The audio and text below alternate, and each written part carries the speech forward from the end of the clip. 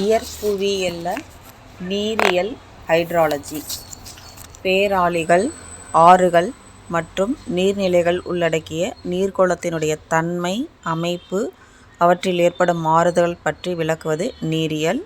இதன் மூலம் நிலத்தடி நீர், நீர்வளம் புதுப்பித்தல் மற்றும் நீர் மாசுபடுதல் பற்றி குறித்தும் அறியலாம். ஓசனோகிராஃபி பேராளியியல் பேராளியை பற்றி படிக்கக்கூடியது ஓசனோகிராஃபி.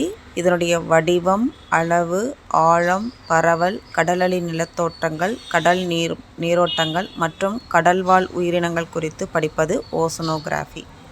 பயோஜியாகிரஃபி அப்படின்னா புவியின் மேற்பரப்பில் காணப்படக்கூடிய எக்கோசிஸ்டம் பற்றி படிக்கக்கூடியது. இது சூழ் தொகுதியில் ஏற்படும் மாற்றங்கள் இது விளக்குகிறது.